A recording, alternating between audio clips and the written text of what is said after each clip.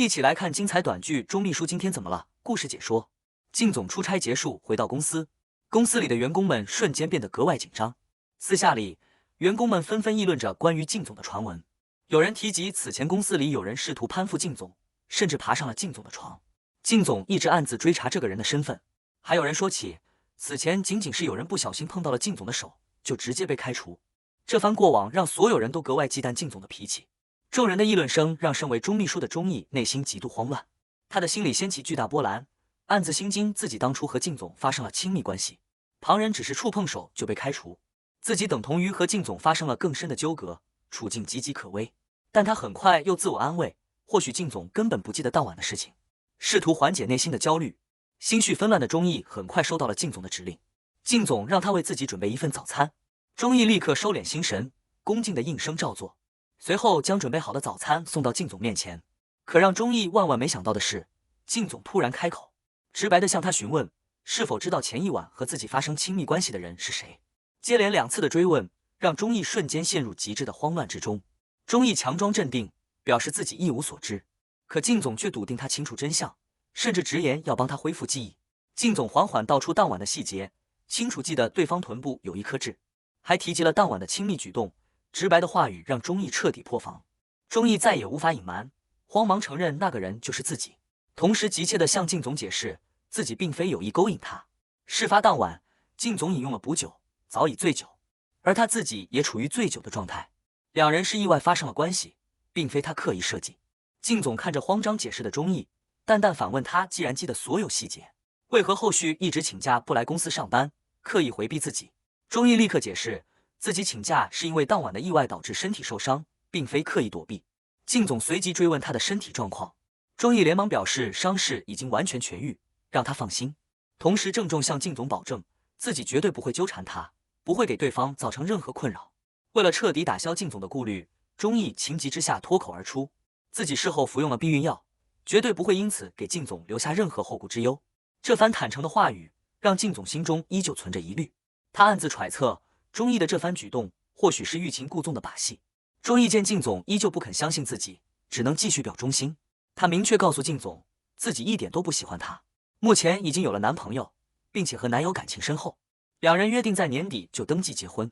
这番话出口后，钟毅内心瞬间懊悔不已。他意识到自己的话语太过伤人，只会让靳总误以为自己在嫌弃他，彻底将两人的关系推远。就在钟毅满心懊恼之际，他的男友林恒川突然出现，一把拉住了他，苦苦哀求钟毅和自己复合。接连被纠缠的钟毅满心疲惫，冷漠地挣脱对方的束缚，嘲讽林恒川在潇洒过后才回头来找自己复合，质问对方是不是把自己当成了傻子，坚决不肯松口复合。林恒川依旧不肯放手，不断拉扯着钟毅想要解释，情绪激动地质问钟毅身边出现的陌生男人是谁，甚至误会钟毅是另有新欢，恼羞成怒之下扬言要让钟毅付出代价。就在林恒川纠缠不休的时候，一直默默旁观的靳总上前，直接挡在了钟毅身前，强势表明是自己和钟毅有纠葛，反问林恒川有什么意见。靳总态度强硬地警告林恒川，若是再继续纠缠钟毅，下次就不会只是简单警告，会有更严厉的处置。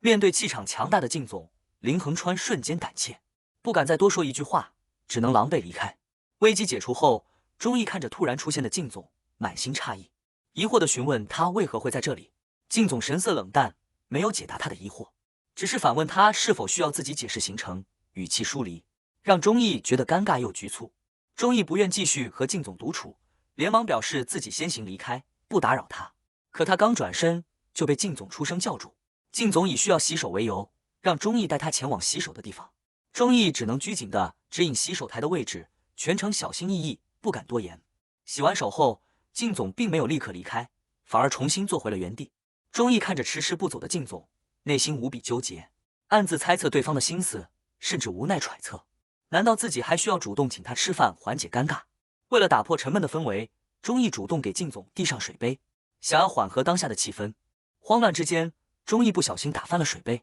水洒在了桌面上。钟毅瞬间慌了神，连忙开口道歉，手忙脚乱的想要擦拭干净水渍。靳总看着他慌乱无措的模样，低声询问他觉得这样捉弄人是否有趣。钟毅急忙辩解自己并非故意捉弄他，反复向靳总解释求证，希望对方能够相信自己。靳总看着惶恐不安的钟毅，突然提出让他给自己转钱，理由是自己的妇科检查费用高昂，以此试探钟毅。钟毅坦言自己的志向只是好好工作挣钱，别无他心。靳总听闻后，当即表示可以提携他，承诺不会亏待他。靳总的特殊对待让钟毅内心生出一丝不适，甚至感到些许恶心。他暗自担忧，是不是自己之前服用的避孕药药效不足，万一意外怀孕，后果不堪设想。与此同时，公司里开始流传起关于钟毅的负面流言，同事们纷纷议论，指责钟毅插足别人的感情，做有钱人的小三，甚至还可能孕育私生子，言语之间满是鄙夷与嘲讽。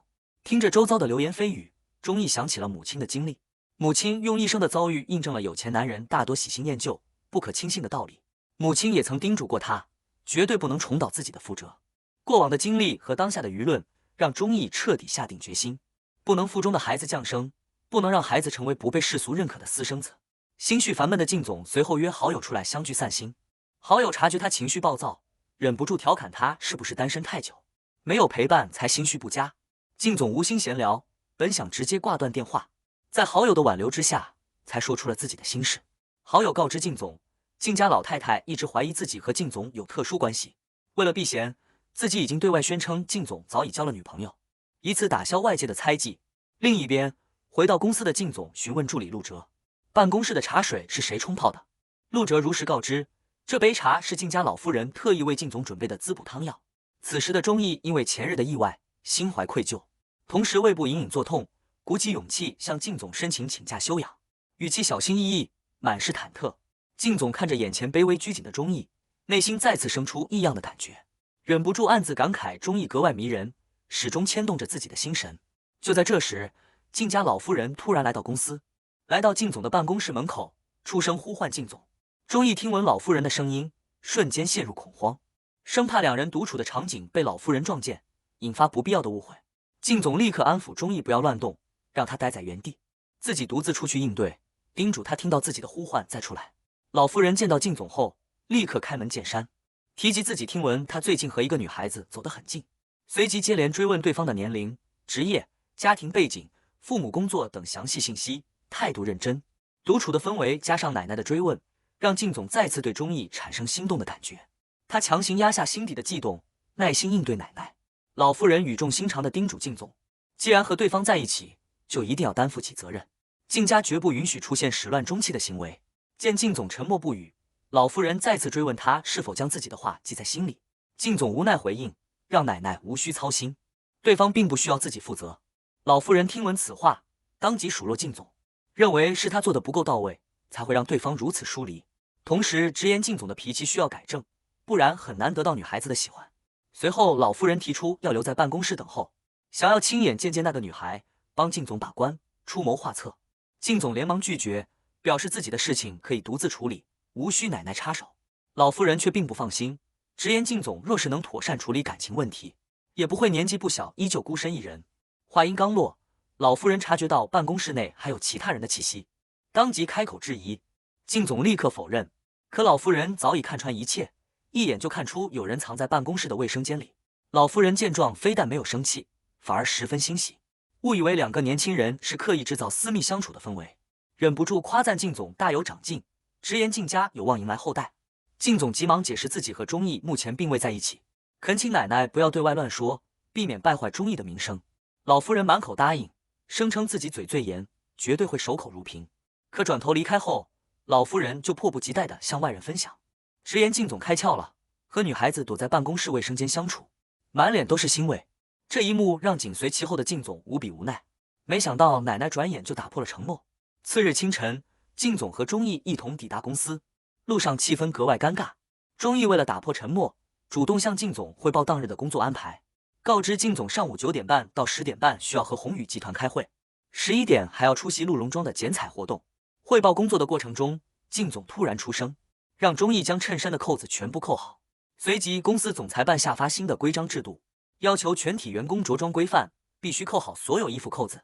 违反者将扣除当月绩效奖金。新规落地后，秘书办的员工们私下纷纷议论，猜测靳总近期性情阴晴不定、脾气古怪的原因。钟毅也暗自疑惑，靳总突如其来的严苛要求是不是和自己有关，甚至猜测靳总是不是在吃醋，但很快又否定了这个想法，觉得是自己胡思乱想。没过多久，合作方严总那边传来消息，托人询问钟毅，想要邀约靳总当晚6点在品上餐厅吃饭，想要和靳总进一步洽谈合作，拉近关系。钟毅如实转达了邀约，还告知对方靳总当日时间空闲。靳总得知后，瞬间心生不悦。他清楚严总对自己抱有别样的心思，也清楚钟毅明知这一点，却依旧没有帮自己推脱邀约，反而主动牵线搭桥，推荐用餐地点。靳总当即冷声质问钟毅是不是不想继续任职。钟毅连忙解释，严总表示靳总欠自己人情，必定会赴约，且自己推荐的餐厅是贴合靳总口味的优质门店，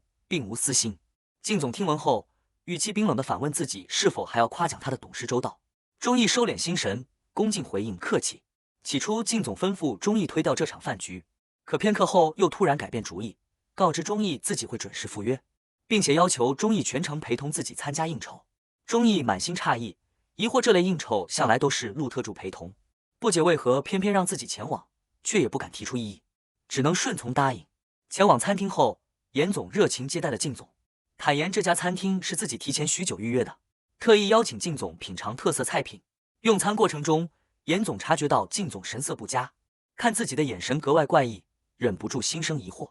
中途用餐时出现小意外，靳总下意识让钟毅拿纸巾帮忙处理，随后直接开口让钟毅落座一起用餐，还特意告知钟毅今日算作加班。钟毅连连推辞，觉得两人的私人饭局自己列席并不合适，可碍于靳总的强势态度，最终还是只能坐下陪同。钟毅内心无比窘迫，暗自无奈自己无端卷入两人的相处之中，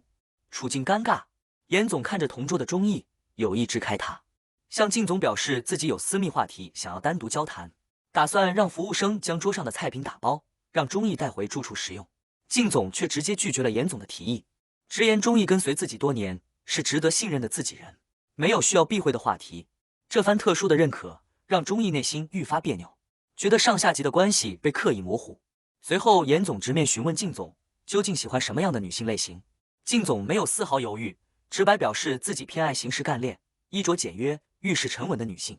而钟毅恰好完全符合这些特质。直白的偏爱让在场3人都陷入了沉默，气氛瞬间变得微妙。严总见状心生不满，当即直言两人身份阶层匹配，本该强强联手合作共赢。他公然贬低钟毅，认为钟毅出身小门小户，顶多只能供人消遣玩乐，绝对不适合娶进门做伴侣。严总的恶意诋毁让钟毅无比气愤，他当即开口反驳。钟毅指出严总本身也是白手起家，不该凭借出身随意贬低他人，自己虽然家境普通，但始终凭本事立足，并非可以随意被轻视、被诋毁的存在。靳总见钟毅受辱，严总满心不甘，无法理解靳总为了一个普通秘书不惜和自己撕破脸面。靳总态度决绝，直言若是严总不肯道歉，从当日起靳氏集团将彻底终止和严氏的所有商业合作，断绝一切往来。严总又气又急，质问靳总是否太过绝情。靳总不再顾及情面，明确告知严总，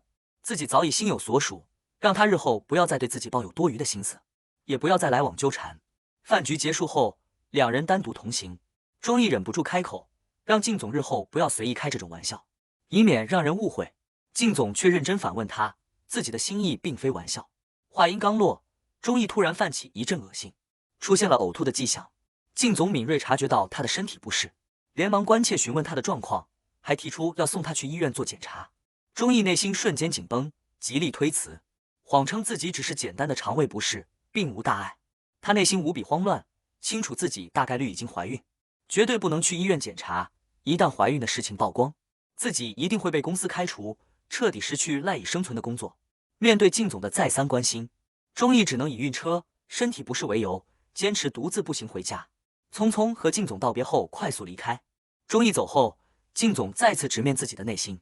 郑重询问钟毅是否愿意和自己正式在一起。钟毅认真思考后，明确拒绝了靳总的表白。他理智地表明，两人身份差距悬殊，靳总是公司上司，自己是贴身秘书，上下级的恋爱关系会影响工作，格外不合适。除此之外，钟毅再次重申自己并不喜欢靳总，让他另寻良人，真诚祝愿他幸福，态度坚决，没有丝毫动摇。被再次拒绝的靳总满心郁结，只能独自离去。他再次想起钟毅母亲的经历，深知富足的男人大多容易薄情寡义，喜新厌旧，也明白钟毅始终带着偏见防备自己，不敢轻易交付真心。而钟毅的内心也无比坚定，绝不允许自己重蹈母亲的覆辙，更不会让腹中的孩子成为不被世俗承认、没有名分的私生子。心绪烦闷的靳总找到好友江旭清倾诉心事，江旭清托靳总帮忙咨询问题。江旭清坦言，自己1个月前和一名女性发生过亲密关系，自那以后，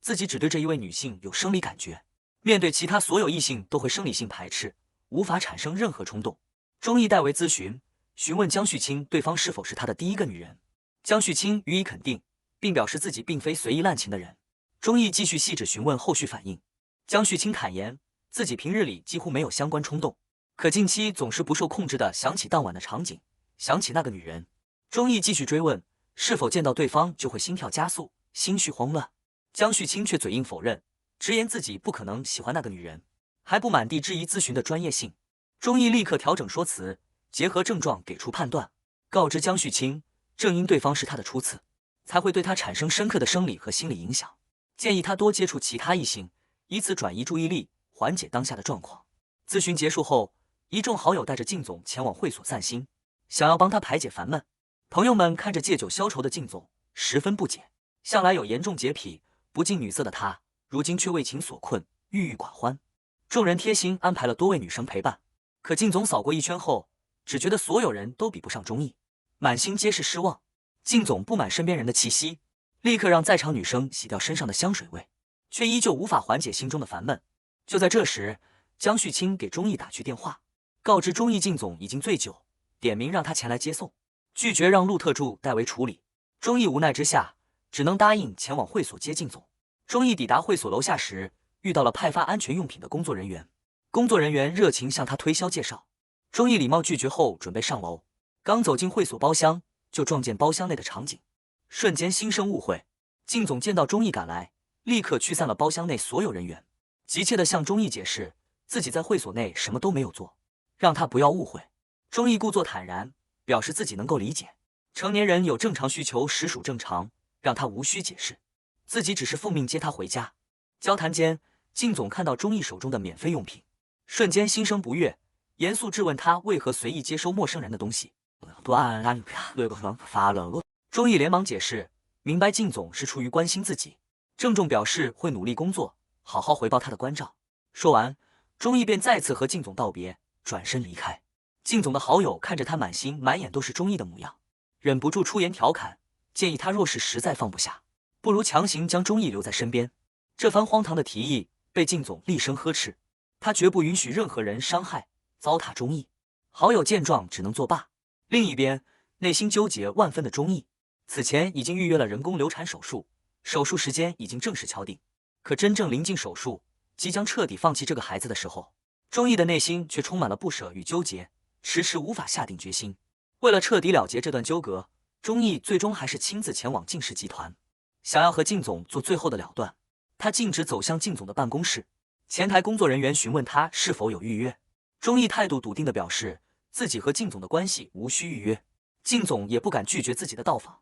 工作人员见状，连忙引路带他前往靳总的办公室。钟毅独自进入办公室，和靳总独处交谈了1个多小时，午休时间也未曾离开。公司员工们看到这一幕，纷纷私下议论，猜测钟毅的身份，好奇他和靳总的真实关系，揣测两人早已私下在一起。旁人的议论并未影响钟毅的思绪，他依旧沉浸在自己的纠结之中。身边的好友察觉到他近期状态极差，脸色憔悴，频频关心他的身体状况，劝说他前往医院检查身体。面对好友的关心，钟毅只能假意应下，谎称自己只是简单的肠胃不适，已经请假准备抽空检查。独处之时，钟毅轻轻抚摸着自己的小腹，内心满是愧疚与纠结。反复思量过后，他最终改变了想法。他不忍心让腹中的孩子降临世间后，沦为没有名分、不被认可的私生子，也不忍心亲手终结一条小生命，最终决定留下这个孩子，独自将孩子抚养长大。